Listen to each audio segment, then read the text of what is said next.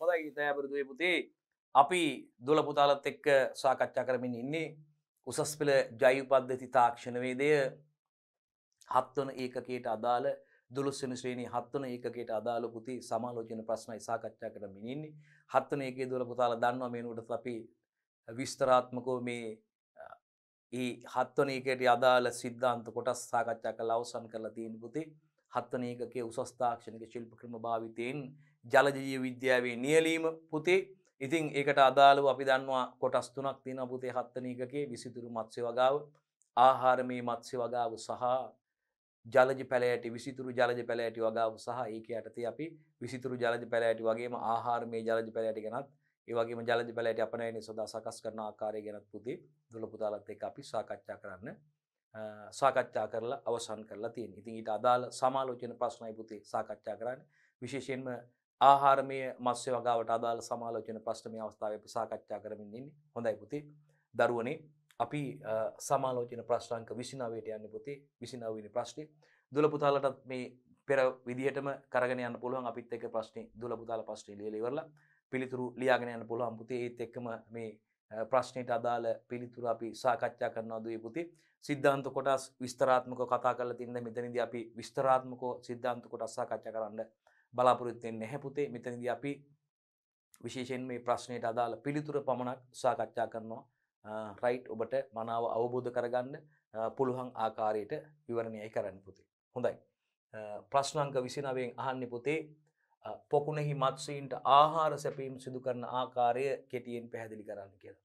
අපි දන්නවා පොකුණක් තුල අපි පොකුණු සරු කිරීම සිදු කරා දරුවනේ. මේ මත්ස්‍යීන් සඳහා අවශ්‍ය සත්ව සහ ශාක ප්‍රවාංග වර්ධනය කරගත්තට පස්සේ පුතේ ඊට අමතරව මේ මසුන් සඳහා අනිවාර්යයෙන්ම අපි සකස් කරගත්ත ආහාර සැපීම සිදු කරන්න ඕනේ පුතේ. මත්ස්‍යීන්ගේ ප්‍රශස්ත වර්ධනයක් සහ නිරෝගී පැවැත්මක් පවත්වා ගැනීම උදෙසා පුතේ මත්ස්‍යීන් සඳහා අපි සකස් කරන ලද ආහාර සැපීම සිදු කරනවා දුවේ පුතේ.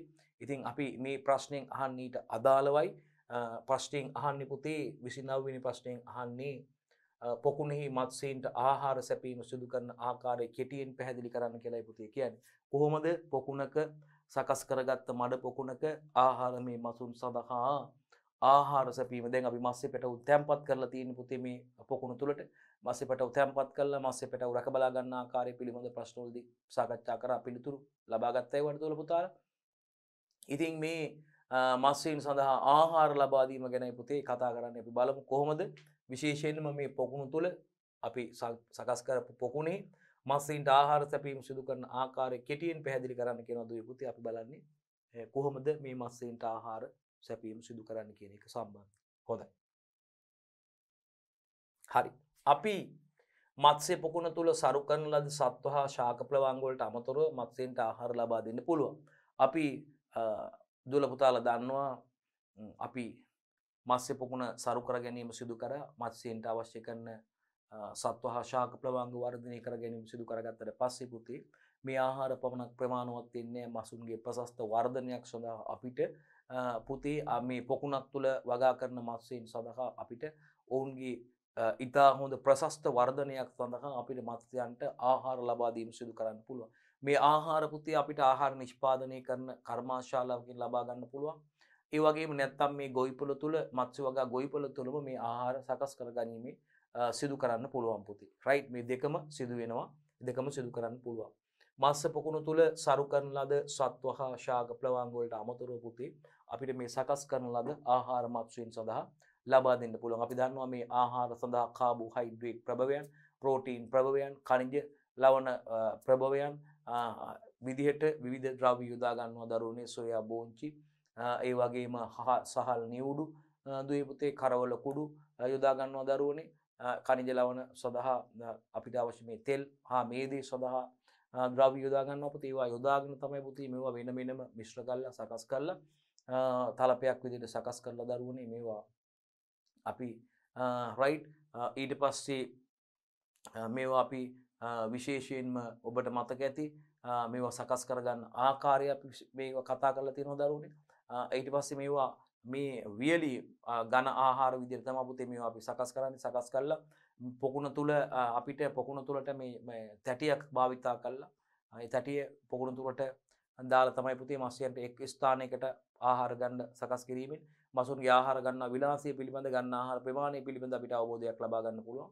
ඒ ආකාරයට සිදු කරන්නේ ක්‍රියාවලියේ පුතේ මෙතනදී අපි අහන්නේ කොහොමද මත්ස්‍යයන් සඳහා මත්ස්‍ය පොකුණක් තුළ සරු කරන ලද සත්ව හා ශාක ප්ලවංග වලට අමතරව ආහාර ලබා දෙන්න පුළුවන්. ඉතින් එතනදී ප්‍රධාන වශයෙන් පිළිල කරන ලද කෘත්‍රිම ආහාර ලබා දෙන්න පුළුවන් පුතේ. ඊට අමතරව අඩු වියදම් සහිත ද්‍රව්‍ය ලබා දීමක් සිදු කරන්නත් පුළුවන්. හරි. බලන්න දුවේ පුතේ. මත්ස්‍ය පොකුණ තුළ සරු කරන ලද සත්ව හා ශාක ප්ලවංග වලට අමතරව ආහාර ලබා දෙන්න පුළුවන් පුතේ. ප්‍රධාන වශයෙන්ම පිළියෙල කරන ලද කෘත්‍රිම ආහාර ලබා දිය හැකි. ඊට අමතරව පුතේ අඩු වියදම් සහිත ද්‍රව්‍යයක් මේගොල්ලන්ට ලබා දෙන්න පුළුවන්.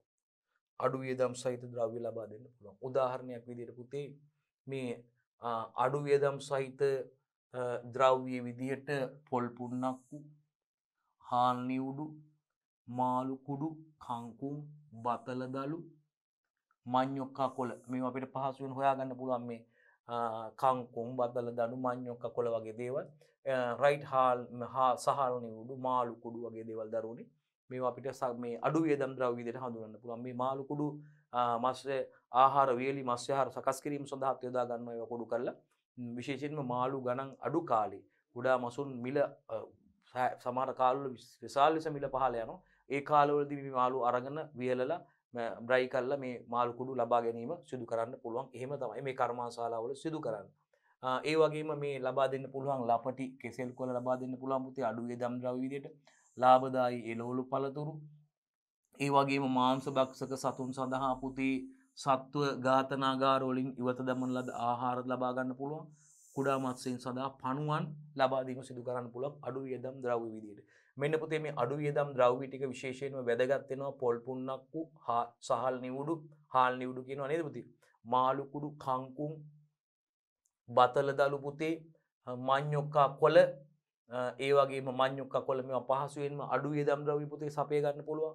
ලපටි කෙසෙල් කොළ පුතේ, ලාභදායි එළවලු වර්ග, පළතුරු, මාංශ භක්ෂක සතුන් සඳහා නම් පුතේ මේ සත්ව ඝාතනාගාර වලින් ඉවත දමන ආහාර තියෙනවා පුතේ. ඉවත දමන දේවල් තියෙනවා. ඒවා මේකට එකතු කර ගන්න පුළුවන්.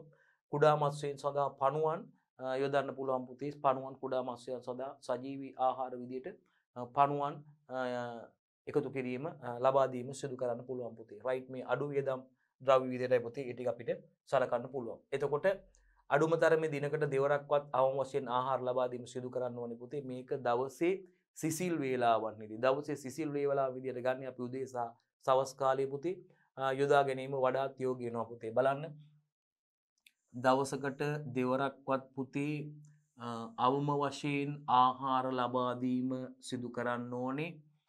හරි. එතකොට මේ දවසේ සිසිල් වේලාවන් වන උදේ සහ සවස් කාලයේ යොදා ගැනීම වැදගත් වෙනවා. දිනකට දෙවරක් නේද පුතේ? අර බෙහෙත් බොනකොට අපි දිනකට දෙවරක් උදේ සහ සවස කියලා ලබා දෙන්නේ. බෙහෙත් ගන්නකොට ඒ වගේ මේ මම එක නිකන් මේ මතක තියාගන්න කිව්වේ මේක. අපිට දවසකට දෙවරක්වත් මේ මසුන් සඳහා මේ අමතර ආහාර අපි අර ප්ලවාංග සත්ව ප්ලවාංග හා ශාක ප්ලවාංග ලබා ගැනීමට සකස් කරලා තියෙනවනේ. පොකුණු සරු කරලා තියෙන ඊට අමතරව මසුන්ගේ ප්‍රශස්ත වර්ධනයක් ලබා දීම සඳහා පුතේ අපිට දිනකට දෙවරක්වත් ආහාර ලබා දීම සිදු කළ යුතුයි. මේ සඳහා දිනේ සිසිල් වේලාවන් තමයි පුතේ යොදා ගන්න ඕනේ. උදෑසන සහ සවස් කාලයේ වඩාත් යෝග්‍ය වෙනවා පුතේ.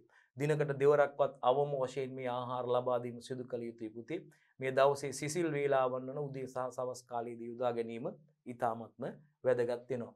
ඉතින් පුතේ අපිට මේ මත්ස්‍යයාගේ දේහ බරින් 5% ආහාර ප්‍රමාණයක් තමයි පුතේ ලබා දිය යුතු ආහාර ප්‍රමාණය අනුමත ප්‍රමාණය විදිහට පුතේ සඳහන් කරන්නේ. ඒ වගේම පුතේ මත්ස්‍යයන් සඳහා සෑම දිනකම පොකුණේ එකම තැනකට මේ ආහාර සැපීමෙන් මත්ස්‍යයන් හොඳින් ආහාර ගන්නවාදයි නිරීක්ෂණය කරන්න පුළුවන්. මේ ආහාර තැටි ආහාර බඳුන් පුතේ අපිට හැම දිනකම පොකුණේ එකම ස්ථානයකට අපිට ලණුවකින් අපිට අර ඒ බඳුන අපිට හතර පැත්තකින් එල්ලලා ඒ බඳුන කෙලියම ජල පුෂ්ටි ජලය තුල එක් ස්ථානයක් තුල රඳවලා තියන්න පුළුවන් මසුන්ට ආහාර ලබා ගැනීම සඳහා තැටියක් හරි ගස්සලා පුතේ අපිට ඒක තියන්න පුළුවන් පුතේ ලණුවකින් ඒක හිමීට ජලය තුලට පොකුණ තුලට බස්සන්න ඇතුල් කරන්න සකස් කරන්න පුළුවන් ස්ථාන හතරකින් එක විදලා මෙහෙම ලණුවකින් එක එල්ලලා ලණු හතර ගැට ගහලා එකට තනි ලණුවකින් අපිට ඒක පොකුණ තුලට ස්ථානගත කරන්න පුළුවන්. ඉතින් මේ හැමදේම එකම ස්ථානයකට මේ ආහාර සැපීමෙන් දරුවනේ අපිට විශේෂයෙන්ම මත්ස්‍යයන් සඳහා සෑම දිනකම පොකුණේ එකම තැනකට ආහාර සැපීමෙන් පුතේ මත්ස්‍යයන් හොඳින් ආහාර ගන්නවාද කියන එක නිරීක්ෂණය කරන්න පුළුවන් හැකියාව තියෙනවා. ඒ වගේම අපිට ආහාර ප්‍රමාණවත් ලෙස ලබා දීම තහවුරු කිරීම සඳහා ආහාර ලබා දෙන තැටි භාවිතා කරන්න පුළුවන් පුතේ. එතකොට ඉතිරි වෙන කෑම ප්‍රමාණය පරීක්ෂා කරලා අපිට ඒ අනුව කෑම ප්‍රමාණය අඩු හෝ වැඩි කිරීම සිදු කරන්න පුළුවන් පුතේ තැටි. ආහාර ප්‍රමාණවත් ලෙස ලබා දීම තහවුරු කරගන්න අපිට පුළුවන් පුතේ මේ ආහාර ලබා දෙන තැටි. මේ තැටි තමයි මං කියවලා ඒවා අතර පැත්තෙන් ලණුවකින් ගැට ගහලා අපිට මේ ජල අපිට මේ පොකුණේ අවශ්‍ය ස්ථානෙට මේක ළඟා කරලා තියන්න පුළුවන්. එහෙනම් ඒකයි විශේෂයෙන් ආහාර ප්‍රමාණවත් ලෙස ලබා දීම තහවුරු කරගන්න ආහාර ලබා දෙන තැටි භාවිතා කරන්න පුළුවන් මත්ස්‍යයන්ස. දැන් මේ තැටි තුලට දාලා ආහාර පොකුණට අර විදියට ලණුවකින් ගැට ගහලා පහළට යවන්න පුළුවන්. ඉතින් ඒකෙදි අපිට මේ ඉතිරි වෙන කෑම ප්‍රමාණය තීරණය කළා ඒ අනුව අපිට ආහාර ප්‍රමාණය අවශ්‍ය ආහාර ප්‍රමාණය අඩු හෝ වැඩි කිරීම සිදු කරන්න පුළුවන් පුතේ. ඒක ඉතාමත්ම වැදගත් කරුණක් විදිහට මෙතනදී අපිට හඳුන්වන්න පුළුවන්. right. මත්ස්‍ය ආහාර ලබා දීම ගැන පුතේ කතා කරේ විශේෂයෙන්ම. අපි යනවා ප්‍රශ්න අංක 30ට. මත්ස්‍ය අස්වනු නෙලීමේ ක්‍රමය තෝරාගන්නේ කෙසේද කියලා. අන්න බලන්න. ඉතින් මේ පොකුණු තුල විශේෂයෙන්ම වගේම ඔබ දන්නවා මේ සාමාන්‍යයෙන් අපේ රටේ මේ පොකුණු තුලට අමතරව මේ මසුන් වගා කරනවා පුතේ මිරිදිය ජලාශය තුල. වැව් පොකුණු තුල පුතේ ස්වභාවික මිරිදිය ජලාශ තුල පුතේ ගංගා ඇලදුල ගංගාවිල් පොකුණු වැව් තුල පුතේ මේ මසුන් රට අභ්‍යන්තර ජලාශ තුලත් මේ ඉදි කරන ලද ජලාශ තුලත් පුතේ මේ මසුන් වගා කිරීම සිදු කරනවා. ඉතින් ඒ වාගේදී මේ ආහාර ලබා දීමක් සිදු කරන්නේ නැහැ මේකෙදී. අර ජලාශ තුල ඒ වාගේ තියෙන ස්වභාවික ආහාර මත තමයි මේ මත්ස්‍යයන් යැපීම සිදු වෙන්නේ. ඉතින් ඔවුන්ගේ නියම වර්ධන විලාසයට වර්ධනය වීමෙන් අනතුරුව පුතේ මේ මත්ස්‍ය අස්වනු නෙලා ගැනීම සිදු කරන්න පුළුවන් ඒ වගේ.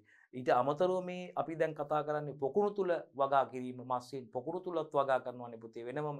ඉතින් මේ පොකුණු සරු කරලා විතරක් ප්‍රමාණවත් මදි අපි ඔවුන්ගේ ප්‍රශස්ත වර්ධනයක් ලබා ගැනීම සඳහා ගුණාත්මක අස්වැන්නක් ලබා ගන්න අමතරව මේ ආහාර සකස් කළ කෘත්‍රිම ආහාර ලබා දීමක් සිදු කරනවා දරුවනේ.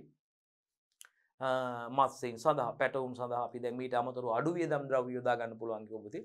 පැටවුන් සඳහා නම් පණුවන් භාවිතා යොදා ගන්න පුළුවන්. ජීවි ආහාර වඩා වැදගත් වෙනවනේ පුතේ කුඩා අවදීදී පැටවුන් සඳහා. right. ඉතින් ඒ ආකාරයට පුතේ ආහාර සම්බන්ධයෙන් අපි කතා කරේ.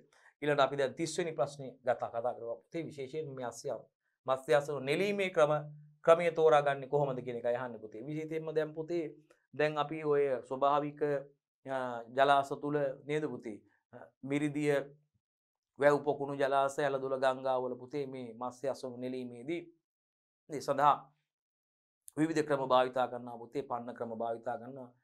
අපි දන්නවා දැල් භාවිතා කරනවා පුතේ. විවිධ දැල් පන්න භාවිතා කරනවා ඒ සඳහා.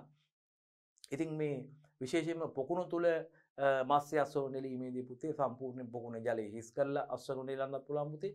ජලය අඩක් හිස් කරලා ජලය හිස් කරන්නේ නැතුව මත්ස්‍ය අස්වනු නෙලීම සඳහා භාවිතා කරන උපාංග දැල් ආම්පන්න භාවිතා කරලා අස්වනු නෙලීමේ ක්‍රියාවලිය සිදු කරගන්න පුළුවන්. හොඳයි දරුවනේ. එතකොට මේ මත්ස්‍ය අස්වනු නෙලීමේ ක්‍රමය තෝරා ගන්න ආකාරය ගැන පුතේ අපි කතා කරන්නේ. ප්‍රශ්න අංක 30. එතකොට අපි කතා කරා වගේ විවිධ ක්‍රම භාවිතා කරනවා වගේම පුතේ මේ පොකුණේ ජලය සම්පූර්ණයෙන්ම ඉවත් කරලා අස්වනු සම්පූර්ණයෙන්ම සියල්ල නෙලා ගන්න පුළුවන් පුතේ. අඩක් ජලය ඉවත් කරලා අස්වනු නෙලා ගන්න පුළුවන්. ඒ වගේම ජලය ඉවත් නොකරත් අස්වනු නෙලා ගැනීම සිදු කරන්න පුළුවන් පුතේ. අවශ්‍යතාවය අනුව අපිට නෙලා ගැනීම කරන්න පුළුවන්. හොඳයි පුතේ. එහෙනම් අපෙන් අහන්නේ මත්ස්‍ය අස්වනු නෙලීමේ ක්‍රමය තෝරාගන්නේ කෙසේද කියලා. ඉතා හොඳ ප්‍රශ්නයක් පුතේ. පිළිතුරට යන්න අපි. හරි. මේ බලන්න. පොකුණේ ජලයේ තිබෙන ප්‍රමාණය හෝ අස්වැන්න සඳහා ඇති ඉල්ලුම අනුව අන්න බලන්න අපි ඒක. පොකුණේ ජලයේ තියෙන ප්‍රමාණය. හරිද? පොකුණේ ජලයේ තිබෙන ප්‍රමාණය හෝ පුතේ අස්වැන්න සඳහා ඇති ඉල්ලුම අනුව තමයි නෙලන ක්‍රමය තෝරගන්න ඕනේ. මත්ස්‍ය අස්වැන්න කොච්චර ප්‍රමාණයක්ද ඉල්ලුම කියන ඉල්ලුමට අනුවනේ මේ මාළු ටික අපි අස්වැන්න නෙලලා දෙන්න ඕනේ. අපෙන් ඇනවුම් කරලා තියෙන කට්ටිය නැත්නම් කොච්චර මේ මාකට් එකට ඕමනා කරන ප්‍රමාණය අපනයනය සඳහනම් කොච්චරක් ඕනද දැන් ෂිප්මන්ට් එකට යන්න පුළුවන් ඕන කිලෝ ප්‍රමාණය. ඒ සඳහා මේ ඒ සඳහා අවශ්‍ය රිකවරි ටික ලබා ගන්න කොච්චර කිලෝ ප්‍රමාණයක් ඕනද අපි ෂිප්මන්ට් එකට කිලෝ 1200ක් කියලා මහා පරිමාණයේ වගාවක් සිදු කරනවා.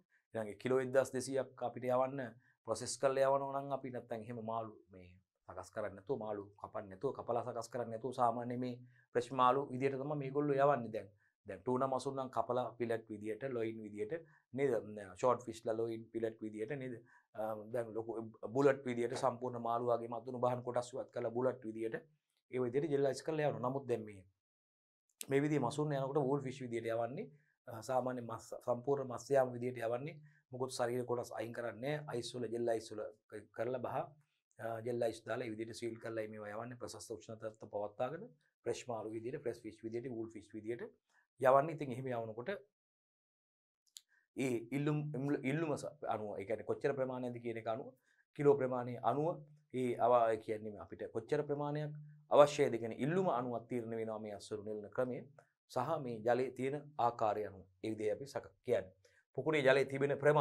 පොකුණේ ජලයේ තිබෙන ප්‍රමාණය සහ මේ අස්වැන්න සඳහා තියෙන ඉල්ලුම අනුව නෙලන ක්‍රමය තෝරගන්න ඕනේ. එහෙනම් නෙලන ක්‍රමය තෝරගන්නේ එකක්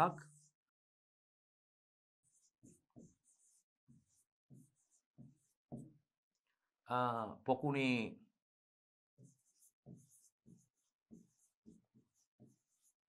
ජලයේ තිබෙන ප්‍රමාණය පොකුණේ ජලයේ තියෙන ප්‍රමාණය සහ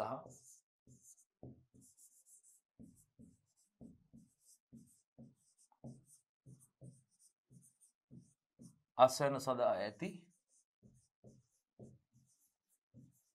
ඉල්ලුම. right පොකුණේ ජලයේ තියෙන ප්‍රමාණය සහ අස්වැන්න සඳහා තියෙන ඉල්ලුම අනුව තමයි පුතේ නෙලන ක්‍රමය තෝරගන්නේ. මොකද්ද පුතේ? පොකුණේ ජලයේ තිබෙන ප්‍රමාණය හෝ මේ මත්ස්‍ය අස්වැන්න සඳහා තියෙන ඉල්ලුම අනුව අපි කලින් කතා කළ දොළපතට කියලා දුන්නා. එහෙනම් පොකුණේ ජලයේ තිබෙන ප්‍රමාණය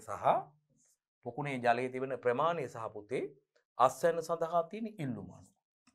right පොකුණේ ජලයේ තිබෙන ප්‍රමාණය සහ අස්වැන්න සඳහා තියෙන ඉල්ලුම අනුව තමයි පුතේ අපි නෙලන ක්‍රමය තෝරාගත යුතු වෙන්නේ. අස්වැන්න නෙලන ක්‍රමය තෝරා ගන්න ඕනේ පොකුණේ ජලයේ තිබෙන ප්‍රමාණය සහ අස්වැන්න සඳහා තියෙන ඉල්ලුම අනුව. පොකුණේ ජලයේ තිබෙන ප්‍රමාණය සහ පොකුණේ ජලයේ තිබෙන ප්‍රමාණය හෝ අස්වැන්න සඳහා තියෙන ඉල්ලුම අනුව තමයි මේ මත්ස්‍ය අස්වැන්න නෙලීමේ ක්‍රමය තෝරාගත යුතු වන්නේ. හොඳයි. 31 වෙනි ප්‍රශ්නේ නේද පුතේ අපි. මත්ස්‍ය අස්වැන්න නෙලීමේ ක්‍රම සඳහන් කරන්න. අන්න බලන්න. මොනවද මේ මත්ස්‍ය අස්වැන්න නෙලීමේ ක්‍රම? ඉතාම හොඳ ප්‍රශ්නයක් පුතේ එකක්. මත්ස්‍ය අස්වැන්න නෙලීමේ ක්‍රම සඳහන් කරන්න කියමු අපි ඒකටත් යමු බලන්න ඉක්මනින්. හරි. ජලයේ මදක්වත් තිස් නොකර දැලක් භාවිතා කරලා අස්වැන්න නෙලා ගන්න පුළුවන්. ජලයේ පොඩ්ඩක්වත් අයින් කරන්නේ. දැලක් භාවිතා කරලා අපිට අවශ්‍ය අස්වැන්න ප්‍රමාණය නෙලා ගන්න පුළුවන්. එහෙනම් පළවෙනි එක බලන්න. අපි කතා කරපු එකමයි උත්තරේ තියෙන්නේ. ජලයේ මදක්වත් තිස් නොකර පුතේ දැලක් භාවිතා කරලා අස්වැන්න නෙලාගෙන. ලියන්න. ජලය මදක්වත්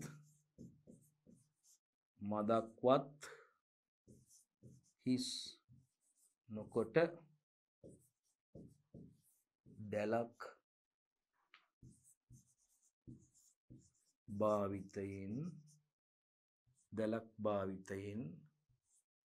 දැලක් භාවිතයෙන්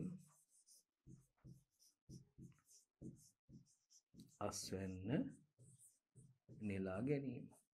වතුර පොඩ්ඩක්වත් පොකුණේ අයින් කරන්නේ නැහැ. දැලක් භාවිතා කරලා අවශ්‍ය අස්වැන්න ප්‍රමාණය නෙලා ගන්න පුළුවන්. ඊළඟට ජලයෙන් කොටසක් හිස් කරලා පොකුණේ ජලයෙන්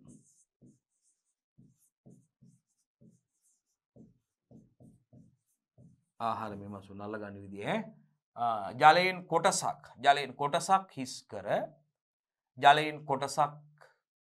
ජලයෙන් කොටසක් හිස් කර දැලක් භාවිතා කරලා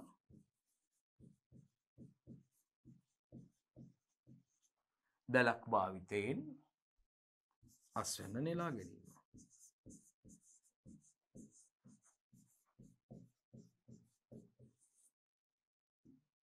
right ඒ වගේම සම්පූර්ණ ජලයම අවස් කරලා අද ජලයේ සියල්ලම ඉවත් කර සියලුම මත්ස්‍යයන් අල්ලා ගැනීම.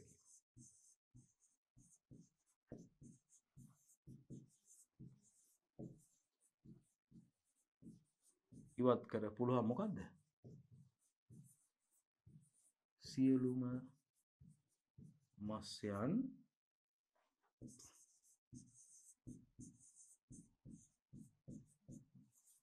අල්ලා ගැනීම සිදු කරන්න පුළුවන්. right. ජලය මදක්වත් හිස් කරන්නේ නැතුව දැලක් භාවිතයෙන් අවශ්‍ය මත්ස්‍ය ප්‍රමාණය නෙලා ගැනීම සිදු කරන්න පුළුවන්. හරි. අංක 2. ජලයෙන් කොටසක් හිස් කොට දැලක් භාවිතා කරමින් අස්වැන්න නෙලා ගන්න පුළුවන්. අංක 3. ජලය සියල්ලම ඉවත් කරලා සියලුම මත්ස්‍යයන් අල්ල ගන්න පුළුවන්. ජලය චුට්ටක්වත් ඉවත් කරන්නේ නැතුව කිසිසේත්ම ජලය ඉවත් නොකොට දැලක් භාවිතා කරලා අවශ්‍ය අස්වනු ප්‍රමාණය නෙලා ගන්න පුළුවන් ඉල්ලුමට අනුව. පොකුණෙන් අඩක් හිස් කරලා දැලක් භාවිතයෙන් අස්වැන්න නෙලා ගන්න පුළුවන්. සම්පූර්ණ පොකුණම හිස් කරලා සියලුම මත්ස්‍ය අස්වැන්න නෙලා ගැනීම සිදු කරන්න පුළුවන්. ආකාර 3කට අස්වැන්න නෙලා ගැනීම සිදු කරගන්න පුළුවන්. ඒකයි මේ ප්‍රශ්نين අපෙන් අහන්නේ. ප්‍රශ්න අංක 32ට අපි යනවා. මත්ස්‍ය අස්වැන්න නෙලීම සඳහා වඩාත් සුදුසු වේලාවන් මොනවාද? අන්න බලන්නකෝ. මේ ප්‍රශ්نين අහන්නේ දුවේ පුතේ මත්ස්‍ය අස්වැන්න නෙලා ගැනීම සඳහා හාවස්ටිං කරන්න වඩාත්ම සුදුසු වේලාව මොකක්ද කියලා. ඊටාම වැදගත් ප්‍රශ්නයක්. ව්‍යුහගත මාදිරියේ ප්‍රශ්නයක කෙලින්ම මේ පාර අහන්න පුළුවන් ප්‍රශ්නයක් විදිහට ඒ ප්‍රශ්නේ අපිට හඳුන්වන්න පුළුවන්. බලන්නකෝ. මත්ස්‍ය අස්වැන්න නෙලීම සඳහා වඩාත් සුදුසු වේලාවන් මොනවද කියලා. රාත්‍රිය සහ හිමිදිරි උදෑසන. right. බලන්න පුතේ. රාත්‍රිය සහ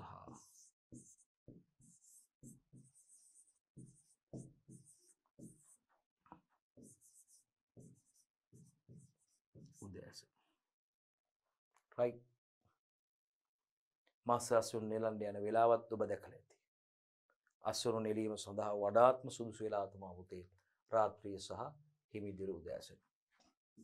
රාත්‍රිය සහ හිමිදිරි උදෑසන. හිමිදිරි උදෑසන. ප්‍රශ්නේ බලන්න. මොකද්ද ප්‍රශ්නේ ඇහුවේ අපි? මත්ස්‍ය අස්වැන්න නෙලීම සඳහා වඩාත් සුදුසු වේලාවන් මොනවාද? රාත්‍රිය සහ හිමිදිරි උදෑසන. ඔබ දැකලා ඇති මේ ෆිෂින් වලට ගොඩාක් යන්නේ රාත්‍රී කාලේ. හවස් කාලේ ෆිෂින් වලට යන්නේ රාත්‍රී කාලේ. ඒ වගේම හිමිදිරි උදෑසන. හිමිදිරි උදෑසනත් දකින්න පුළුවන් ෆිෂින් කරනවා. හරි. විශේෂයෙන්ම මේ අස්වැන්නු මේ දැන් අර දීවරයෝ අපි මුහුදු යනවා කියන්නේ දැන් ඒකෙදි ගොඩාක් අපි දන්නවා මේ රාත්‍රී කාලේ ෆිෂින් කරනවා. අස්වැන්නු නෙලීම සිදු කරනවා. ඒ වගේම හිමිදිරි පාන්දර. හිමිදිරි පාන්දර දවසේ මාළු කියලා දැන් මේ මත්ස්‍ය කර්මාන්තයේ නිරත වෙන ප්‍රදේශවල ජීවත් වෙන අය මේක දන්නවා. මේ දවසේ මාළු කියනවා නේද පුතේ මේ දැන් හිමිදිරි උදෑසන මත්ස්‍ය අස්වැන්න නෙලන්න යනවා. ඒ රාත්‍රී කාලේ මත්ස්‍ය අස්වැන්න නෙලන්න යනවා වඩාත් හොඳ කාලේ. ඉතින් මේක වඩාත් හොඳ කාලයක් විදිහට තමයි මේ දැන් මේ අපි විශේෂයෙන්ම මේ අපි පොකුණු තුල මත්ස්‍ය වගාවක් සිදු කරලා තියෙනකොට ඒ අස්වැන්න නෙලීම සඳහා සුසු කාලයයි මෙතනදී අහන්නේ අපි. දැන් අපි දැන් විශේෂයෙන්ම මේ මුහුදු ප්‍රදේශවල මුහුදු බඩ ප්‍රදේශවල මත්ස්‍ය අස්වැන්න නෙලීම සඳහා මේ හිමිදිරි උදෑසන සහ රාත්‍රී කාලය යොදා ගන්නවා. අපි බොහෝ විට ඒක දන්නවා දැකලා තියෙනවා. ඉතින් ඒ වගේ දරුවනේ බලන්න සාමාන්‍යයෙන් මේ අස්වැන්නු නෙලීම සඳහා මත්ස්‍ය අස්වැන්නු නෙලීම සඳහා මේ වගා කරන ලද පොකුණු තුල අස්වැන්නු නෙලා ගැනීම සඳහා මේ මඩ පොකුණු තුල වගා කරලා තියෙන මත්ස්‍ය අස්වැන්නු නෙලා ගැනීම ප්‍රශස්ත මට්ටමට වර්ධනය වූ මත්ස්‍ය අස්වැන්නු නෙලා ගැනීම සඳහා සුදුසු වඩාත්ම සුදුසු කාලයේ විදිහට පුතේ රාත්‍රී කාලය සහ හිමිදිරි උදෑසන යෝග්‍යයි කියලා සඳහන් කරන්න පුළුවන්. එහෙනම් මතක තියාගන්න. ප්‍රශ්නේ උනේ අපි ප්‍රශ්නාංක 32කින් මේ මත්ස්‍ය අස්වැන්නු නෙලීම සඳහා වඩා සුදුසු වේලාව මොනවද කියලා අහන්නේ පුතේ.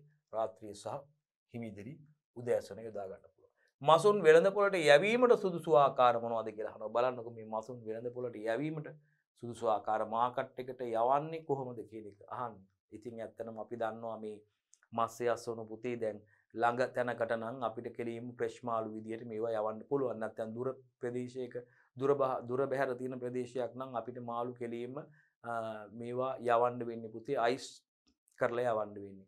අපනයනය සඳහා යවනවා නම් ඒ වගේම නැත්තම් දුර බැහැර ප්‍රදේශයක් සඳහා මේ මසුන් ප්‍රවාහනය කරනවා නම් පුතේ ඉස්සෙල්ලාම අපි මේ බඳුන් වලට අපි දන්නවා විශේෂයෙන්ම මසුන් ඇසරීම සිදු කරන මේ පෙට්ටි මේ කොලිගේටඩ් බොක්සස් ඕගොල්ලෝ දන්නවා රිජිෆෝම් පෙට්ටි කියලා ඕගොල්ලෝ කියන්නේ දරුවනේ මේ රිජිෆෝම් පෙට්ටි කියලා ඕගොල්ලෝ කියන්නේ මේ වගේ ඉස්සෙල්ලාම අපි අයිස් තට්ටුවක් අසුරනවා දරුවනේ අයිස් තට්ටුවක් අසුරලා සම්පූර්ණ අයිස් තට්ටුව මත මසුන් තට්ටුවක් අපි අතුරනවා මේ මාළු තට්ටුව මාළු සම්පූර්ණයෙන් වෙන්නේ නැවත අයිස් තට්ටුවක් දානවා අයිස් තට්ටුවක් මාළු තට්ටුවක් නැවත අයිස් තට්ටුවක් ආකාරයට තමයි පුතේ ඇසරීම කරන්නේ අයිස් යෙදීම සිදු කරන නිවැරදි ආකාරයෙන් අයිස් කරන්න ඕනේ පුතේ නැත්තම් ප්‍රශස්ත උෂ්ණත්ව තත්ත්ව ලබා දීලා තිබෙන්නේ නැත්තම් මාස්‍ය අසුණු නරක වෙන්න පුළුවන් පුතේ මේ අපි අවශ්‍ය ස්ථානයට ප්‍රවාහනය කරනතුරු පුතේ මේවා දාන්න පුළුවන් අපි කියනවා සාමාන්‍ය අයිස් යොදනවා ෆ්‍රීස් කරනවා පුතේ මේවා ඒ වගේම ඩීප් ෆ්‍රීස් කරනවා බ්ලාස්ට් ෆ්‍රීස් අධිසීත කරනවා පුතේ මේවා අපි දන්නවා මේ ෆ්‍රීස් කරනවා කියනවා සීතනය කරනවා අධිසීතනය කරනවා පුතේ මේවා අපි දන්නවා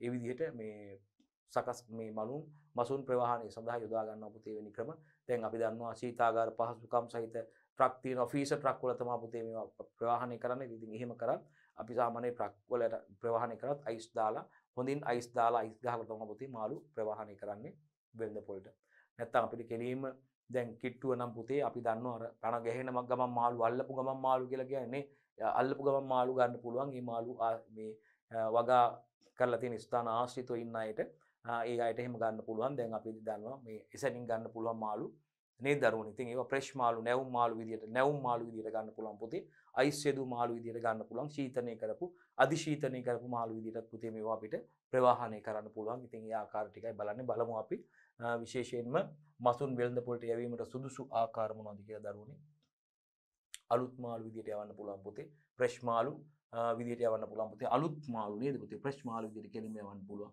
මාළු දැන් අල්ලපු තැන් වල අල්ලපු ගමන් ලෑලි වල දාලා තියෙන්නේ එහෙම නැත්නම් මේ අර අපි දන්නවා වැලක ගැට ගහලා තියෙන පණ ගැහෙන මාළු කියලා කියන්නේ අල්ලපු ගමන් එසෙනින් ගේන මාළු දැන් මේ අනුරාධපුරේ පොළොන්නරුව ප්‍රදේශවල වැව් ආශ්‍රිතව මේ වැව් මාළු කියලා ඔයගොල්ලෝ කියන්නේ අපි මේ වැව් වල වගා කරලා තියෙන මාළු ඒගොල්ලෝ ස්වභාවික ආහාර මත යැපීම සිදු වෙලා තමයි පුතේ ඊට පස්සේ ඊමති ප්‍රමාණයට වර්ධනවාට පස්සේ අසුරු නෙලා ගැනීම සිද්ධ වෙනවා ඉතින් ඒවා ෆ්‍රෙෂ් මාළු විදියට අපිට ගන්න පුළුවන් මේ ප්‍රදේශවලදී දැන් මේ දුර බැහැර ප්‍රදේශවලට මේ මාළු ගේනවා නම් ප්‍රවාහනය කරනවා නම් අයිස් දාලා තමයි මේ මාළු ගේන්නේ පුතේ නමුත් නැවුම් මාළු විදියට අපිට ලබා ගන්න පුළුවන් ෆ්‍රෙෂ් මාළු විදියට පුතේ වෙළඳ පොළට යවන්න පුළුවන් ආසන්නයේ නම් තියෙන්නේ කෙලින්ම ෆ්‍රෙෂ් මාළු විදියට පණ ගැහෙන මාළු විදියට ගොඩ දාපු ගමන් අල්ලපු ගමන් මාළු ඒ විදියට යවන්න පුළුවන් ඒ වගේම අපිට දෙවැනි අවස්ථාව මාළු අයිස් දාලා අයිස් දැමු මාළු විදියට යවන්න පුළුවන් පුතේ ප්‍රවාහනය කරනකොට ඒ වගේම අපිට ෆීස් කරලා අධිශීත කළ මාළු විදියට යවන්න පුළුවන් පුතේ මාළු අලුත් මාළු ෆ්‍රෙෂ් මාළු විදියට යවන්න පුළුවන් පුතේ ඊළඟට අයිස් එකතු කරපු මාළු විදියට යවන්න පුළුවන් ඒ වගේම අධිශීත කළ මාළු විදියට යවන්න පුළුවන් නැවුම් මාළු නැත්නම් අලුත් මාළු අයිස් දැමු මාළු සහ අධිශීත කළ මාළු විදියට යවන්න පුළුවන් හොඳයි දුවේ පුතේ අපි යමු ඊළඟ ප්‍රශ්නෙට යමු දුවේ පුතේ රයිට් හොඳයි 34 වෙනි ප්‍රශ්නේ අපි ඉන්නේ පුතේ ජලජ පැලෑටි යනු මොනවද දුවේ පුතේ අපි 12 වෙනි ශ්‍රේණිය ජෛව පද්ධති තාක්ෂණ වේදයේ 7 වන ඒකකයට අදාළව සමාලෝචන ප්‍රශ්නයි දුවේ පුතේ කතා කරමින් ඉන්නේ ප්‍රධාන වශයෙන් 7 වන ඒකකයේ කොටස් 3කින් සමන්විත වුණා පුතේ ඒකදී අපි විසිතුරු මත්ස්‍ය වගාව ගැන කතා කරා සිද්ධාන්ත කොටස් ආහාරමය මත්ස්‍ය වගාව ගැන කතා කරා ඒ වගේම පුතේ විසිතුරු ජලජ පැලෑටි වගාව ගැන කතා කරා ඉතින් පුතේ මේ වෙනකොට අපි විසිතුරු මත්ස්‍ය වගාවට සහ ආහාරමය මත්ස්‍ය වගාවට අදාළ සමාලෝචන ප්‍රශ්න සම්පූර්ණයෙන්ම සාකච්ඡා කළා අවසන් පුතේ දැන් අපි සූදානම් වෙනවා දුවල පුතාලත් එක්ක විශේෂයෙන්ම මේ ජලජ පැලෑටි විසිතුරු ජලජ පැලෑටි වගාව සහ ආහාරමය ජලජ පැලෑටි වගාව සම්බන්ධයෙන් මේ සමාලෝචන ප්‍රශ්න අවසාන කොටස ටික මේ අවසන් සමාලෝචන ප්‍රශ්න වලින් අපි බලාපොරොත්තු වෙන්නේ මේ අවසන් සමාලෝචන ප්‍රශ්න සමගින් එකතුලා ඉන්න දුවල පුතාලා විශේෂයෙන්ම මේ අවසන් කොටසේදී අපි කතා කරන්නේ 7 වෙනි ඒකකයේ 3 වෙනි කොටසට අදාළව පුතේ ජලජ පැලෑටි විසිතුරු ජලජ පැලෑටි සහ ආහාරමය ජලජ පැලෑටි වගාව පිළිබඳව අපි 7 වෙනි ඒකකයේ 3 වෙනි කොටස මගින් විස්තරාත්මකව සිද්ධාන්ත කොටස් කතා කරලා අවසන් කරලා තියෙන පුතේ අපි දැන් බලාපොරොත්තු වෙන දුවල පුතාලත් එක්ක මේ කොටසේ මේ විශේෂයෙන්ම ජලජ පැලෑටි ගැන කතා කරන්න. හොඳයි පුතේ. අපෙන් අහනවා 34 වෙනි ප්‍රශ්නේ පුතේ ජලජ පැලෑටි යනු මොනවද කියලා. අපි බලමු ජලජ පැලෑටි කියන්නේ මොනවද කියලා දුවේ පුතේ. right. ජලයේ නිමග්නව ජලයේ තුල නේද පුතේ? පාවෙමින් ප්ලොටින් කියලා කියනවා අපි. හෝ ජලයෙන් පිටතට නිරා වැඩෙන කොටසක් ජලය තුල කොටසක් ජලයෙන් පිටතට නිරා වැඩෙන පැලෑටි තමයි පුතේ ජලජ පැලෑටි කියලා සරලවම හඳුන්වන්නේ. මොකක්ද එකක්? නිමග්නව ජලය තුල දෙක පාවෙමින් නිමග්නව වැඩෙන ජලය තුල නේද පුතේ? ඒ වගේම පාවෙමින් වැඩෙන ඒ වගේම පුතේ ජලයෙන් පිටතට නිරා වැඩෙන ජලයෙන් පිටතට නිරා වැඩෙන විදිහට පුතේ ජලජ පැලෑටි සරලවම හඳුන්වන්න පුළුවන්. මේ බලන්නකෝ. ජලයේ නිමග්නව ඒ කියන්නේ ජලයේ තුල ඒගොල්ලෝ ඉන්නේ. පාවෙමින් ප්ලොටින් ජලයේ මත පාවෙමින් හෝ ජලයෙන් පිටතට නිරා වැඩෙනවා පුතේ. ඕලු නෙළුම් මානෙළු වගේ නේද? ඒ වගේ කොටසක් නෙළුම් කොටසක් ජලයේ තුල ජලයෙන් පිටතට තව කොටසක් නිරලා වැඩෙනවා. එහෙනම් ජලයේ නිමග්නව වැඩෙන නේද? ජලයේ නිමග්නව පාවෙමින් ජපන් ජබර පිස්ටියා සැල්විනි වගේව නේද? ජලයේ නිමග්නව ජලයේ තුල වැඩෙන කට්ටිය පාවෙමින් හෝ ජලයෙන් පිටතට නිරා හරිද? වැඩෙන පැලෑටි තමයි පුතේ ජලජ පැලෑටි කියලා සරලවම හඳුන්වන්නේ. හරි? ජලයේ නිමග්නව පාවෙමින් ඒ වගේම ජලයෙන් පිටතට නිරා වැඩෙන පැලෑටි ජලජ පැලෑටි ලෙස සරලවම හඳුන්වනවා. අපි ජලජ පැලෑටි විදියට සරලවම හඳුන්වනවා. එහෙනම් මේ ජලජ පැලෑටි ජලයේ තුල නිමග්නව වැඩෙනවා. ඒ වගේම ජලයේ පාවෙමින් වැඩෙනවා. ඒ වගේම ජලයෙන් පිටතට නිරා වැඩෙනවා. කොටසක් ජලයේ තුල කොටසක් ජලයෙන් පිටතට නිරා වැඩීම සිද්ධ වෙනවා දරුවෝ. හරි. 35 වෙනි ප්‍රශ්නෙන් අපෙන් අහන්නේ ජලජ පැලෑටි වගා කරන ප්‍රධාන අරමුණු දෙක නම් කරන්න කියලා. අන්න බලන්න පුතේ උත්තරේ ලියන්න. ප්‍රශ්නේ ලියලා ජලජ පැලෑටි වගා කරන ප්‍රධාන අරමුණු දෙක. රයිට්. අපි දන්නවා විසිතුරු ජලජ පැලෑටි නේද පුතේ? විසිතුරු ජලජ අලංකාරය සඳහා විසිතුරු ජලජ පැලෑටි වගා කරනවා පුතේ. අපි දන්නවා ආහාරමය ජලජ පැලෑටි වගා කරනවා නේද පුතේ? අපි බලමු පිළිතුරට යමු. අන්න බලන්න. විසිතුරු ජලජ පැලෑටි වගාව. එක මේ විසිතුරු ජලජ පැලෑටි වගාව විදිහට වගා කරනවා පුතේ. දෙක ආහාරමය ජලජ පැලෑටි වගාවක් විදිහට වගා කරනවා. විසිතුරු ජලජ පැලෑටි වගාවක් විදිහට වගා කරනවා. ඒ වගේම ආහාරමය ජලජ පැලෑටි වගාව විදිහට වගා කරනවා. රයිට්. බලන්න දුවේ පුතේ 36 වෙනි ප්‍රශ්නේ. වැඩෙන ජලජ පරිසරයේ අණුව විසිතුරු ජලජ පැලෑටි අපිට වර්ගීකරණය කරන්න පුළුවන් ආකාර තුනක් අහන්නේ. අපි දැන් කියවා උදාහරණත් එක්කම දුවල පුතාලට කතා කරා නිමග්න අර්ධ නිමග්න සහ පාවෙන. මතකද අපි දැන් අර මේ කිව්වේ අපි ජලය තුල සම්පූර්ණයෙන් අපි නිමග්න සම්පූර්ණයෙන්ම ජලය තුල වැඩෙන. ඒ වගේම අපි කිව්වා ජලයෙන් මතුවෙලා පේන. ජලයෙන් ඉහළට වර්ධනය වෙලා වැඩෙනවා. ඒ කියන්නේ ජලය තුල කොටසක් තියෙනවා, ජලයෙන් ඉහළට කොටසක් මතුවෙලා තියෙනවා. අර්ධ නිමග්න. ඒ වගේම අපි කිව්වා ප්ලොටින් පාවෙන කට්ටිය ඉන්නවා පුතේ. පාවෙනවා. ජපන් ජබර සැල්වීනියා වගේ පාවෙනවා පුතේ. එතකොට නෙළුම් වගේ දේවල් අපි කිව්වා. එතකොට නෙළුම් ඕලු මානෙල් වගේ දේවල් අපි කිව්වා ඒගොල්ලෝ අර්ධ නිමග්නයි. අපි කියනවා ජලයෙන් ඉහළට මතුවෙලා වැඩෙනවා පුතේ. ජලයෙන් ඉහළට මතුවෙලා වැඩෙනවා ඒගොල්ලෝ. රයිට්. එතකොට අපිට ගන්න පුළුවන් තවත් කට්ටිය ඉන්නවා ජලයේ තුල වැඩෙන කට්ටිය ඉන්නවා. අපි කියනවා ජලයේ තුල නිමග්න. නිමග්නෝ ඉන්න කට්ටිය ජලයේ තුල ඉන්න කට්ටිය පුතේ ජලයේ තුල වැඩෙනවා. රයිට්. බලමු එතකොට අපි එහෙනම් අපෙන් අහන්නේ වැඩෙන ජලජ පරිසරය අනුව විසිතුරු ජලජ පැලෑටි වර්ගීකරණය කළ හැකි ආකාර තුන නම් කරන්න කියලා. රයිට්. අපි බලමු. එකක් වැඩෙන ජලජ පරිසරය අනුව පුතේ අපි කියමු නිමග්න. ජලය තුල සම්පූර්ණයෙන්ම ජලය තුල වැඩෙන කට්ටිය මේක නිමග්න. ඊට පස්සේ හරි. දැන් අපි මෙතනදී කතා කරා විශේෂයෙන්ම මේ බලන්න මේ ප්‍රශ්නේදී අපි කතා කරේ හැඳින්වීමේදී අපි කතා කරේ නිමග්නව පාවෙමින් හෝ ජලයෙන් පිටතට නිරා වැඩෙන කියලා. රයිට්. අර්ධ නිමග්න කියලා අපි කතා කරන්නේ මෙතන ජලයෙන් පිටතට නිරා වැඩෙන කට්ටිය. එහෙනම් වැඩෙන ජලජ පරිසරයේ අණුව පුතේ අපිට පුළුවන් විසිතුරු ජලජ පැල ඇටි වර්ගීකරණය කරන්න. ආකාර තුනකට. එකක් නිමග්න, අනිත් එක අර්ධ නිමග්න. අර්ධ නිමග්න. නිමග්න, අර්ධ නිමග්න. තුන්වෙනි ආකාරය පුතේ අපිට හඳුන්වන්න පුළුවන්. හරි. පාවෙන. right නිමග්න, අර්ධ නිමග්න සහ පාවෙන. ජලය තුල පාවෙමින් වැඩෙන කට්ටිය.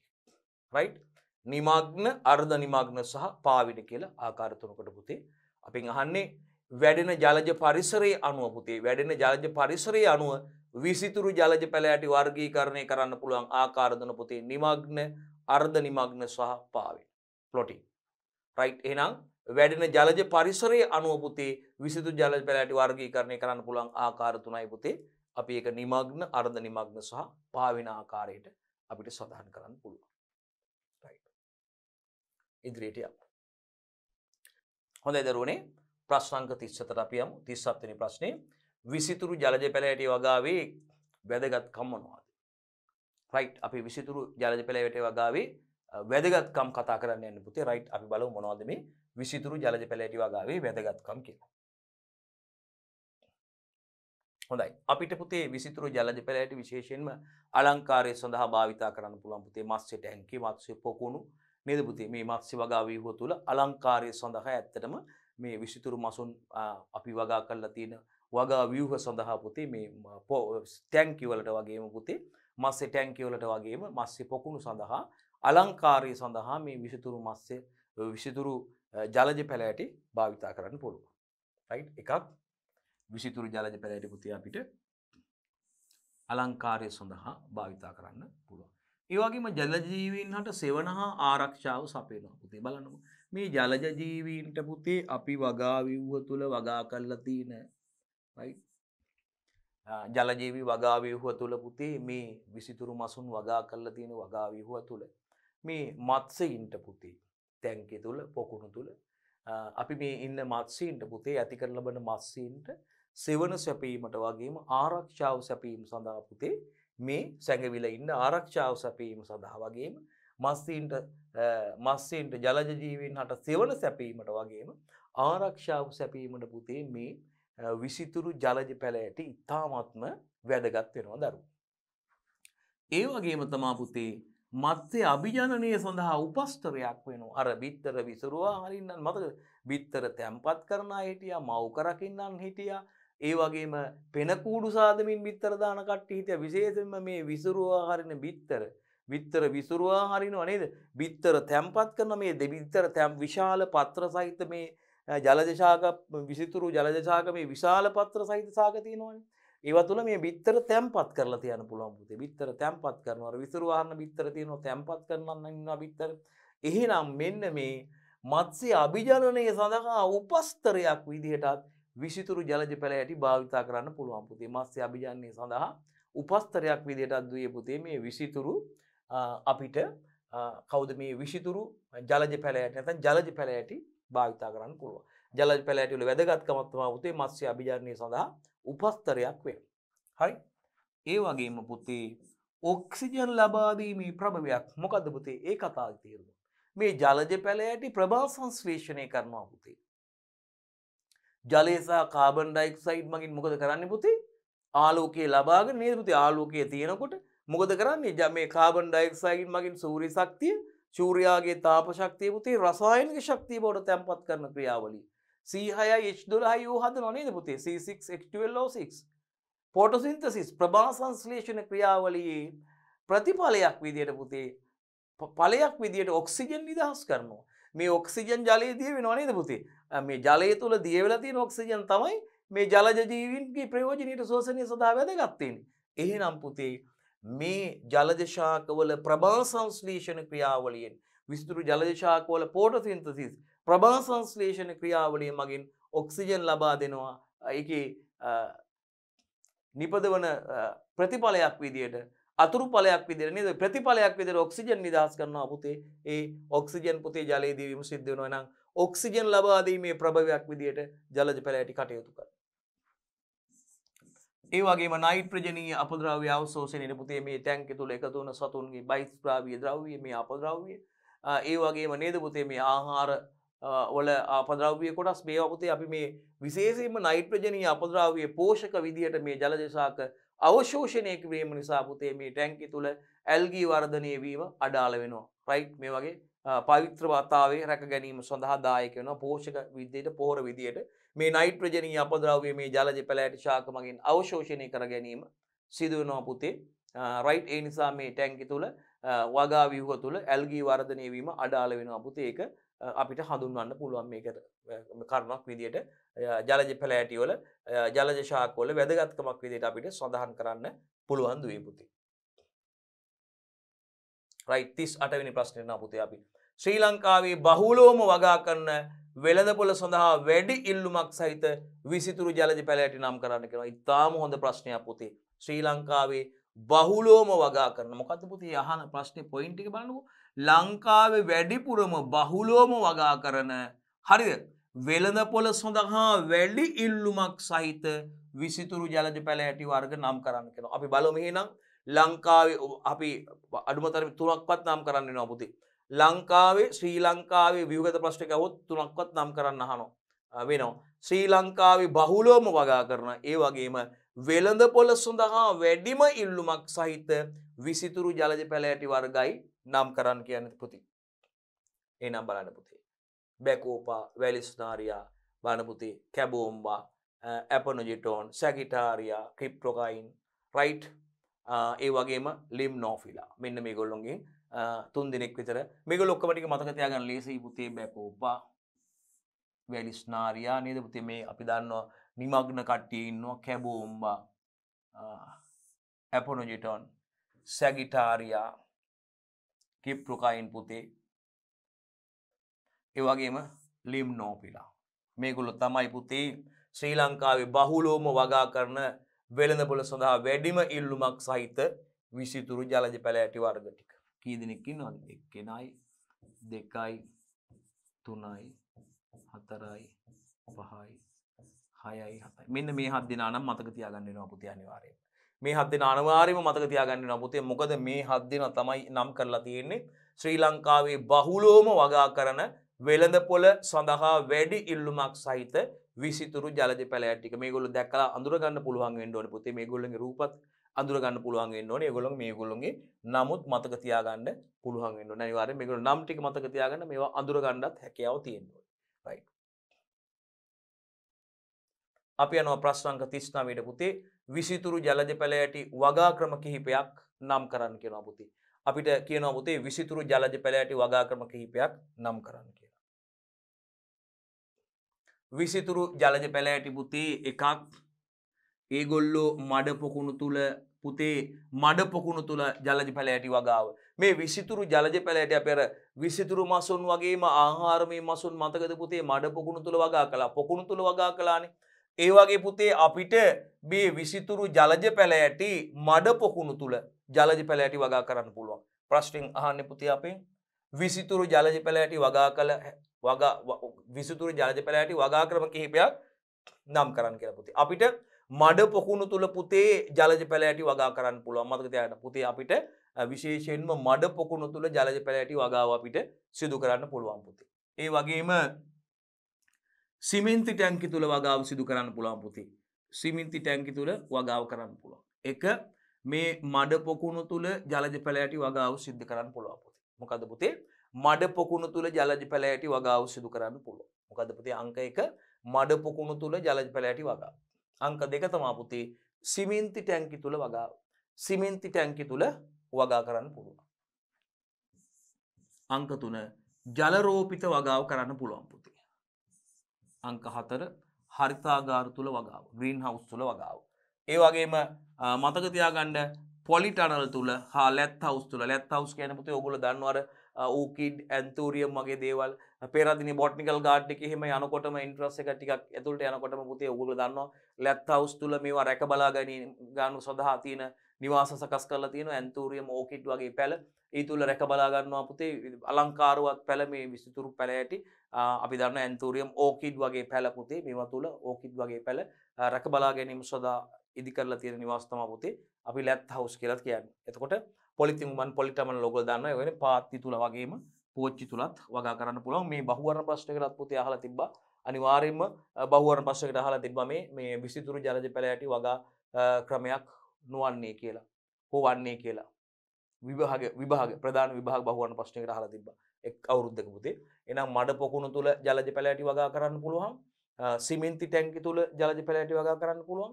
ජල රෝපිත වගාවක් විදියට පුතේ වගා කරන්න පුළුවන්.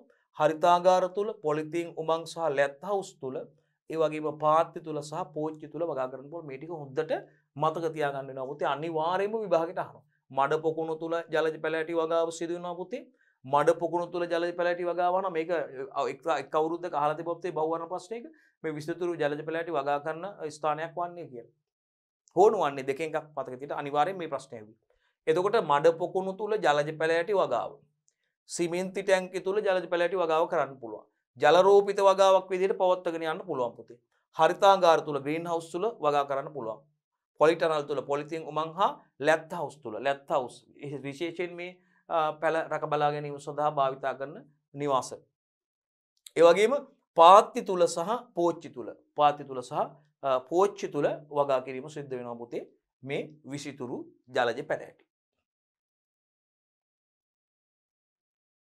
ප්‍රශ්න අංක 41ට යනවා පුතේ 40ට යනවා පුතේ අපි ජලජ පැල ඇටි ප්‍රචාරණය කළ හැකි ප්‍රධාන ක්‍රම දෙක උදාහරණ සහිතව දක්වන්න කියලා.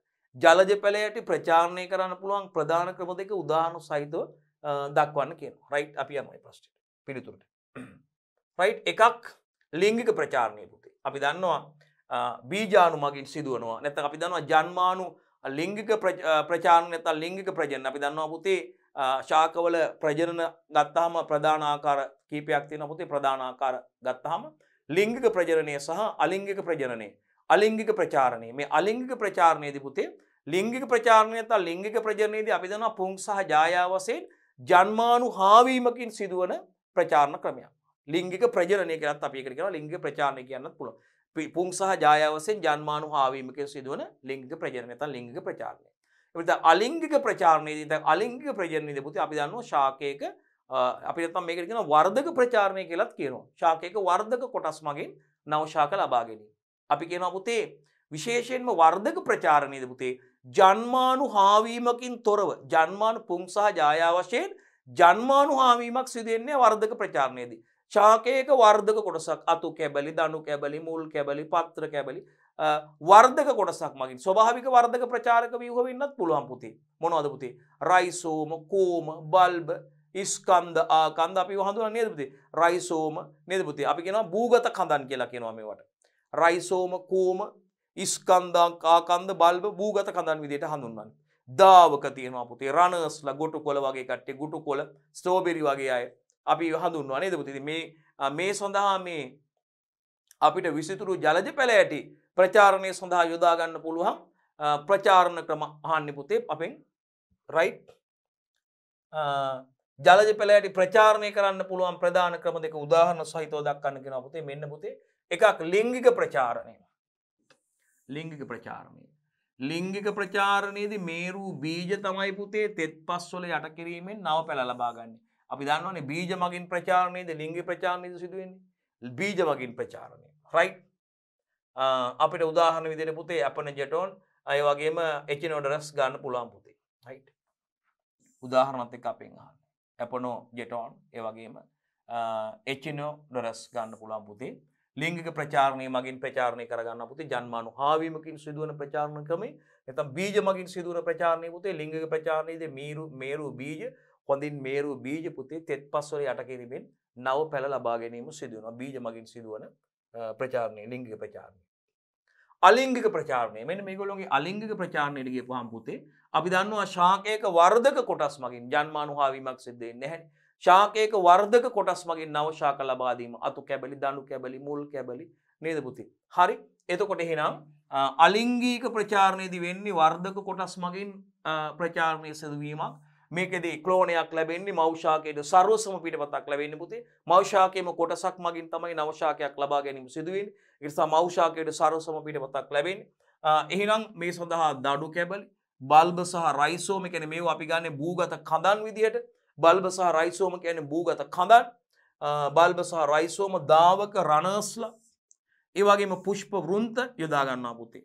ඉහත ක්‍රම වලට අමතරව පුතේ වර්තමානයේ ශුද්ධ ප්‍රචාරණයේ මගිනුත් මයික්‍රෝ ප්‍රොපගේෂන් මගිනුත් වාණිජව ජලජ පැලෑටි නිෂ්පාදනය සිදු කරනවා. ශුද්ධ ප්‍රචාරණ කියන්නේ පටක රෝපණයේ අවස්ථාවක්. මේ සඳහා අපි විශේෂයෙන්ම පුතේ ශුද්ධ ප්‍රචාරණය නැත්නම් අපි දන්නවා පටක රෝපණයේදී සිදු වෙන්නේ ශාකයක ඕනෑම සජීවී පටකයක් පුතේ අපූති තත්ත්වයට නැත්නම් ජීවාණු හරිත තත්ත්වයට තේ පුතේ හරිද පාලනය කරන ලද පරිසර තත්ත්වයට තේ කෘතිම රෝපණ මාධ්‍යයක් තුල වගා කරලා නව ශාක ලබා ගැනීම ක්‍රමයක්. මොකද්ද පුතේ මේකෙදී අදාළ තත්ත්ව පටක රෝපණයේදී අපි කියනවා ශාකයක ඕනෑම සජීවී පටකයක් ජීවාණු හරිත තත්ත්වයට තේ කෘතිම රෝපණ මාධ්‍යයක් තුල පාලිත පරිසර තත්ත්වයට තේ වගා කරලා නව ඵල ලබා ගැනීමේ ක්‍රමයක්. විශේෂයෙන්ම අපි දන්නවා ශුද්ධ ප්‍රචාරණයේ වාණිජ්‍ය වගාවකදී ඒකාකාරී පැල විශාල සංඛ්‍යාවක් එකවර ලබා ගැනීම සඳහා භාවිතා කරන පටකරෝපණ තාක්ෂණයේ මේ යෙදීමක් ක්‍රමයක් විදිහට ශුද්ධ ප්‍රචාරණය හඳුන්වන්න පුළුවන්. විශේෂයෙන්ම ශුද්ධ ප්‍රචාරණයේ වැදගත්කමක් තමයි පුතේ අපිට වෛරස් ප්‍රතිරෝධී ශාක ලබා ගන්න පුළුවන්. ශුද්ධ ප්‍රචාරණයේදී අපි දන්නවා අග්‍රස්ත විභාජක, ඒ වගේම අපි දන්නවා කදේ අපි දන්නවා අග්‍රස්ත විභාජක, ඒ වගේම අන්තරස්ත විභාජක සහ අපි දන්නවා කැම්බියම පටකයේ තුල තියෙන විභාජක කොටස් ශීඝ්‍රයෙන් ගුණනය වෙන සෛල තියෙන ඒ තුල. ඒ තුල තියෙන ශීඝ්‍රයෙන් ගුණනය වෙන සෛල තියෙන පුතේ. ඒතකොට ඒවා තුල වෛරස් වලට වැඩිවීමට අවස්ථාවක් නැහැ පුතේ මේ ශීඝ්‍රයෙන් ගුණනය වෙන සෛල තුල. ඒක නිසා අපි අන්න ඒක තමයි පුතේ මේ අපිට විශේෂයෙන්ම ශුද්ධ ප්‍රචාරණයේදී වෛරස් වලින් තොර ශාක ලබා ගැනීමට හැකියාවක් තියෙන මේදී භාවිතා කරන මේ විභාජක පටක නිසා. ඒ පටක ශීඝ්‍රයෙන් ගුණනය වෙනවා වර්ධනය වෙන සෛල තුල පුතේ අපි දන්නවා වෛරස් වලට වැඩිවීමට අවස්ථාවක් නැහැ. අලිංගික ප්‍රචාරණයේදී වර්ධක කොටස් මගින් සිදුවන ප්‍රචාරණයේ පුතේ ජන්මානුභාවීමක් සිදු වෙන්නේ අපි දන්නවා අතු කැබලි, දඬු කැබලි, මුල් කැබලි, පත්‍ර කැබලි, විශේෂයෙන් පුතේ දඬු කැබලි, බල්බ සහ රයිසෝම ඒවා අපි දන්නවා භූගත කඳන් පුතේ මේ බල්බ සහ රයිසෝම කියලා කියන්නේ. ඒ වගේම දාවක රනස් කියලා අපි කියනවා පුතේ, පුෂ්ප වෘන්ත. මෙන්න මේ ක්‍රම වලට අමතරව පුතේ අපි කතා කරපු මේ වර්තමානයේ ශුද්ධ ප්‍රචාරණය මගිනුත් අපි දන්නවා වාණිජව ජලජ පැලෑටි නිෂ්පාදනය සිදු කරනවා පුතේ. මේ ව්‍යාපාරයක් වශයෙන් සිදු කරනකොට පුතේ වාණිජ වගාවකදී අපිට ඒකාකාරී පැල විශාල සංඛ්‍යාවක් එකවර ලබා ගැනීමට ඒ වගේම නිරෝගී පැල වෛරස් ප්‍රතිරෝධී පැල පුතේ ලබා ගන්න හැකියාවක් තියෙනවා කියලා අපි කතා කරේ ශුද්ධ ප්‍රචාරණය මගින්. මේ ශුද්ධ ප්‍රචාරණයේදී මේ පටක විශේෂයෙන් විභාජක පටක යොදා ගැනීමයි පුතේ ඒකෙදී අපිට සලකන්න හඳුන්වා දෙන්න තියෙන්නේ. හොඳයි. හොඳයි පුතේ අපි ප්‍රශ්න අංක 41ට යනවා. 41 වෙනි ප්‍රශ්نين අහන්නේ ජලජ පැලෑටි වගාවක් නිවැරදිව නඩත්තු කිරීමේදී අනුගමනය කළ යුතු ක්‍රියාමාර්ග මොනවද කියලා. ජලජ පැලෑටි වගාවක් නිවැරදිව නඩත්තු කිරීමේදී අනුගමනය කළ යුතු ක්‍රියාමාර්ග ගැනයි පුතේ අපි කතා කරන්න යන්නේ. අපි බලමු පුතේ කොහොමද ජලජ පැලෑටි වගාවක් නිවැරදිව නඩත්තු කරන්නේ. මේ නඩත්තු කිරීමේදී මොනවද අනුගමනය කළ යුතු ක්‍රියාමාර්ග කියන එකයි පුතේ කතා කරන්න යන්නේ. ප්‍රශ්න අංක 41 දුවල පුතාලා ලියා ගන්න පුළුවන්. ජලජ පැලෑටි වගාවක් නිවැරදිව නඩත්තු කිරීමේදී අනුගමනය කළ යුතු ක්‍රියාමාර්ග මොනවාද?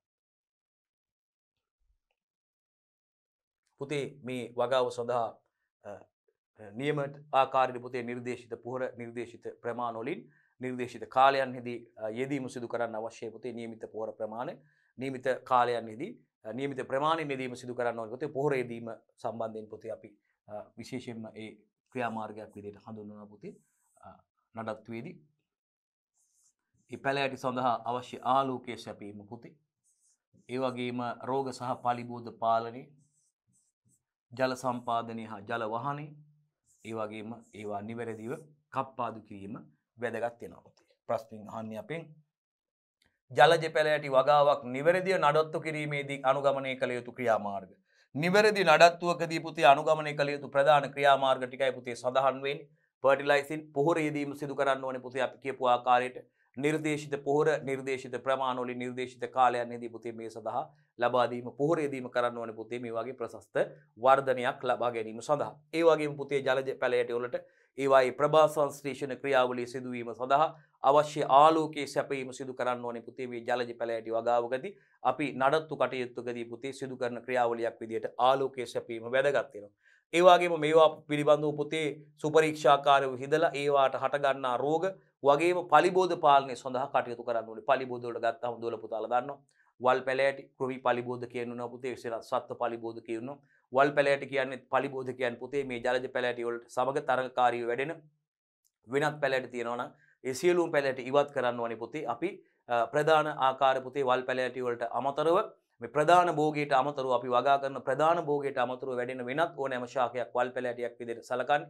අපි මේ වගා කරලා තියෙන ජලජ පැලෑටි වලට අමතරව පුතේ වෙනත් පැලෑටි තියෙනවා නම් ඒ පැලෑටි සියල්ලම ඉවත් කරන්න ඕනේ.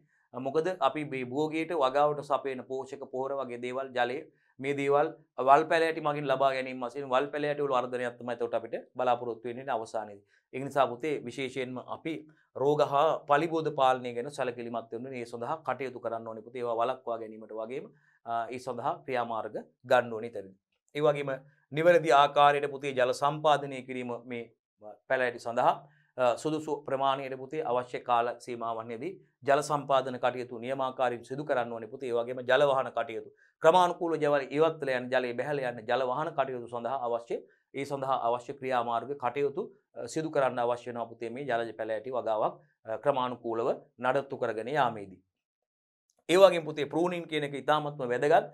කප්පාදු කිරීමේ කටයුතු කෙනෙක් පුතේ මේ වගාවකදී ජලජ පැලෑටි වගාවකදී ක්‍රමානුකූලව කප්පාදු කිරීමත් වැදගත් පුතේ. අවශ්‍ය පරිදි අවශ්‍ය වේලාවන්හිදී අවශ්‍ය කාල සීමාවන් වල පුතේ ඒ කටයුතු නිවැරදි ආකාරයෙන් ප්‍රූනින් කරන එක නැත්නම් කප්පාදු කරන ක්‍රියාවලිය සිදු කරන්න අත්‍යවශ්‍යම සිදු කළ යුතු කර්මයක් දුවේ පුතේ. ප්‍රශ්න අංක 42ට යනවා පුතේ අපි. මේ වගා කරන ලද ජලජ පැලෑටි අස්වනු පුතේ වෙළඳ පොළට නිකුත් කිරීම සඳහා සකස් කරන ආකාරය සැකවින් ලියා දක්වන්න කියන පුතේ. මේ ආකාරයට වගා කරන ලද අපි කල්ච කරන ලද ජලජ පැලෑටි පුතේ වෙළඳ පොළට ඉදිරිපත් කිරීම වෙළඳ පොළ සඳහා සකස් කිරීම සූදානම් කිරීම සිදු කරන ආකාරය සැකවින් ලියා දක්වන්න කියන පුතේ. ඊටාම ඒ හා සමාන අතිශය වැදගත්කමක් තියෙන කොටසක් විදියට මේක හඳුන්වන්න පුළුවන් පාර්ට් එකක් විදියට. මොකද්ද පුතේ? වගා කරන ලද ජලජ පැලෑටි අස්වනු මේ ගත්ත හාගේ වගා කරපු එකේ වගා කරලා ලබාගත් හාවස්ට් එක මේ ජලජ පැලෑටි අස්වනු පුතේ කොහොමද වෙළඳ පොළට නිකුත් කිරීම සඳහා ඒවා සූදානම් කරන්නේ සකස් කරන ආකාරයේ සැකවින් ලියා දක්වන්න කියලායි පුතේ කියන්නේ. අපි කෙලින්ම පිළිතුරට යමු. රයිට්. පුතේ අපිට පුළුවන් හොඳින් වර්ධනය වූ පැලෑටි කපු විගසම පුතේ ජල බේසමකට දැමීම කරන්න ඕනේ පුතේ. පසුව අවශ්‍ය දිග ප්‍රමාණයට කපා ගන්න පුළුවන්. හොඳින් වර්ධනය වූ මේ ජලජ පැලෑටි කැපූ විගස පුතේ ජල භාජනයකට දාන්න ඕන එක. අනිවාර්යයෙන්ම කළ යුතු ක්‍රියාවලියක් මේ පසුවස් වන ක්‍රියාකාරකම්. නේද පුතේ? පසුව අවශ්‍ය දිග ප්‍රමාණයට කපා ගන්න ඕනේ පුතේ අපිට. ඊට පස්සේ මේ ජලජ පැලෑටි කැබලි මුල් අද්දවා ගන්නා ටැංකි වල සති 2ක් පමණ තියන්න පුළුවන් පුතේ. ජලජ පැලෑටි කැබලි කපාගත්ත මුල් අද්දවා ගැනීම සඳහා සූදානම් කරලා තියෙන ටැංකි තුල ඒවා සති 2ක පමණ කාලයක් තැබීම සිදු කළ යුතුයි පුතේ. ඒ වගේම මේ ආකාරයට මුල් අද්දවා ගත්ත පැලෑටි පුතේ මිටි ලෙස නැත්නම් පෝච්චි විදියට සකසලා ඒවා පොලිතින් බෑග් තුල ජලයේ ස්වල්පයක් සහිතව අසුරලා පුතේ ස්ටයිරෝෆෝම් පෙට්ටි තුල බහා වෙළඳ පොළට නිකුත් කිරීම සඳහා සැකසීම සිදු කරන්න පුළුවන්. මේ ආකාරයට ඉහත ක්‍රමයේ මගින් මුල් අද්දවා ගත්ත පැලෑටි පුතේ මිටි විදිහට හරි සකස් කරලා මිටි විදිහට හරි එහෙම නැත්නම් පෝච්චි විදිහට සකස් කරලා පුතේ පෝච්චි විදිහට සකස් කරලා පොලිතීන් බෑග් තුල පුතේ ජලයේ ස්වල්පයක් සහිතව ඇසිරීම සිදු කරන්න ඕනේ. ඒවා පොලිතීන් බෑග් තුල පුතේ ජලයේ ස්වල්පයක් සහිතව ඇසිරීම සිදු කරලා පුතේ අනතුරුව ස්ටයිරෝෆෝම් පෙට්ටි තුල බහා තමා මේවා වෙළඳ පොළට නිකුත් කිරීම සඳහා සකස් කර ගැනීම සිදු කළ යුතු වන්නේ පුතේ. විශේෂයෙන්ම දුවල පුතාලත් එක්ක අපි සාකච්ඡා කරේ පුතේ ප්‍රශ්න 42ක් ඇතුළත් වුණා පුතේ කොටස සඳහා. විශේෂයෙන්ම අපි උසස් තාක්ෂණික ශිල්ප ක්‍රම භාවිතයෙන් ජලජ ජීව සම්පත් කර්මාන්තයේ නියැලීම උසස් පෙළ ජෛව පද්ධති තාක්ෂණ වේදය 12 වෙනි ශ්‍රේණියේ 7 වන ඒකකයට අදාළව පුතේ ඒ ඒකකයේ ප්‍රධාන කොටස් 3ක් යටතේ දුවල පුතාලත් එක්ක සිද්ධාන්ත කොටස් සාකච්ඡා කරලා දීර්ඝ ලෙස සාකච්ඡා කරලා අවසන් කරලා තියෙන්නේ පුතේ අපි. පළවෙනි කොටස විදියට විසිතුරු මත්ස්‍ය වගාවත්, දෙවන කොටස විදියට ආහාරමය මත්ස්‍ය වගාවත්, තුන්වෙනි කොටස විදියට පුතේ ජලජ පැලෑටි වගාවත් පිළිබඳවයි සාර්ථකව සාකච්ඡා කරලා අවසන් කරලා ඊට පස්සේ පුතේ ඒ ඒකකයේ අදාළ කොටස් වලට අදාළව කරගනිමින් සමාලෝචන ප්‍රශ්න සාකච්ඡා කරලා අවසන් කරා පුතේ. ඒත් එක්කම ඒ පාඩමට අදාළ ප්‍රායෝගික පරීක්ෂණවලදී සිදු කළ යුතු ක්‍රියාකාරකම් ප්‍රශ්න විදියට දුවලක් පුතාලත් එක්ක කතා කරලා අවසන් කරලා තියෙන්නේ පුතේ. හොඳයි දුවේ පුතේ. එහෙනම් අපි මේ අවසන් කරේ 7 වෙනි ඒකකයට අදාළ සම්පූර්ණ සමාලෝචන ප්‍රශ්න සාකච්ඡා කරලා අවසන් කරලා තියෙනවා මේ වෙනකොට. අපි බලාපොරොත්තු වෙන දුවල පුතාලත් එක්ක මේ ආකාරයටම ඉදිරි ඒකකත් සාකච්ඡා කරලා ඊට අදාළ සමාලෝචන ප්‍රශ්න දුවල පුතාලත් එක්ක සාකච්ඡා කරන්න බලාපොරොත්තු වෙනවා. ආයුබෝවන් දුවේ පුතේ.